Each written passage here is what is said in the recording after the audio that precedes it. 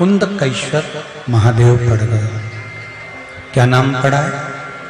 कुंदकेश्वर महादेव। पहले भी आपको वर्णन करा कि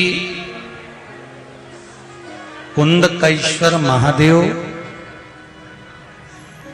रोग मुक्ति के लिए और शरीर में अगर कोई बहुत बहुत ज्यादा तकलीफ जब होने लगती है तो पड़ने लगता है, बहुत कष्ट जब होने लगता है तो कुंदकेश्वर महादेव का स्मरण किया जाता है। कुछ पत्राएं देखिए, अच्छे हैं।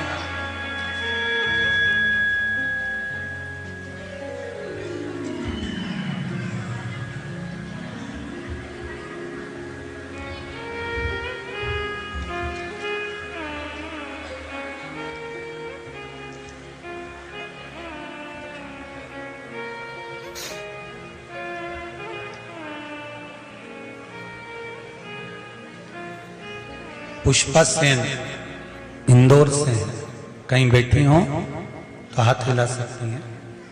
पुष्पा सेन इंदौर से, आवाज पकड़ रहा है बाबू। पुष्पा सेन इंदौर से कहीं बैठी हो तो दोनों हाथ हिलाएं।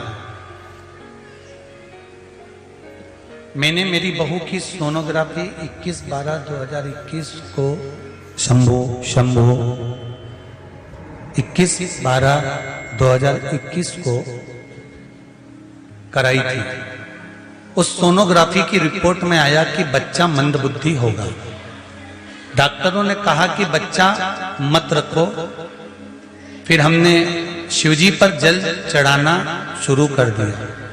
फिर हमने 7 दिन बाद फिर सोनोग्राफी कराई तो रिपोर्ट नॉर्मल आई।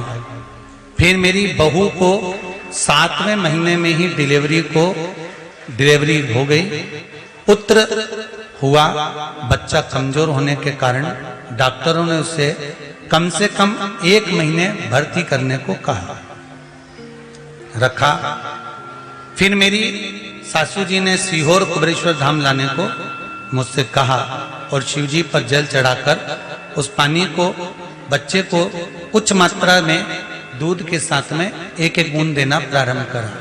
गुरुदेव उस बच्चे को जिसको विकलांग बता दिया था, उस बच्चे की पहली सोनोग्राफी और उस बच्चे की दूसरी सोनोग्राफी, जिस समय पर उसको मंदबुद्धि और शरीर से विकलांग बताया था, उसकी एक सोनोग्राफी, और जब मैंने बहू से जल चढ़वाया और पानी पिलाकर दूसरी सोनोग्राफी कराई तो बच्चा पूर्ण तरह से ठीक हो चुका था।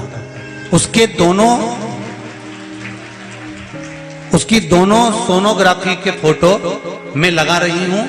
जो बच्चे के पहली सोनोग्राफी जिस समय बच्चे को विकलांग करा गया था और विकलांग कहा गया था और कहा था मंदबुद्धि है, और फिर दूसरी सोनोग्राफी जब बहू को जल चढ़वाया शिवजी पर और जल को पिलाया गया, और जल पिलाने के बाद जब दूसरी सोनोग्राफी आई तो बच्चा एकदम ठीक हो चुका था और बच्चे पूर्ण तरह से स्वस्थ जन्म लिया।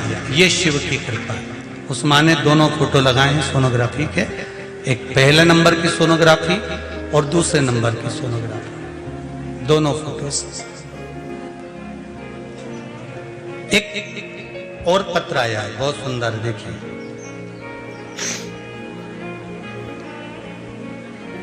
स्वाति सुधीर लोहारकर महाराष्ट्र के नासिक जिले में देवगांव निफाड़ से आई हैं। कहीं बैठी हो तो हाथ हिलाइएगा।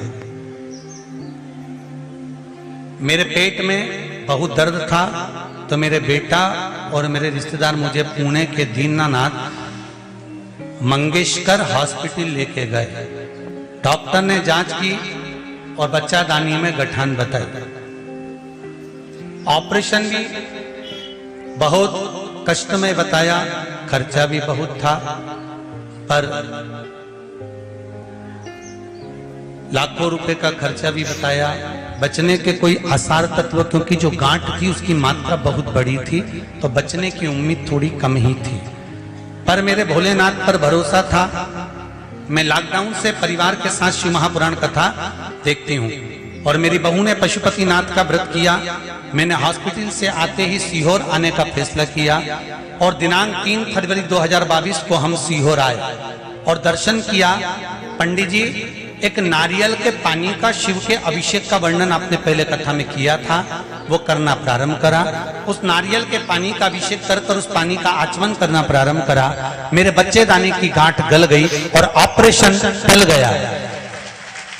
फिर जांच कराई, उसमें ऑपरेशन नहीं बताया। ये शिव है, ये शंकर है। औघड़ी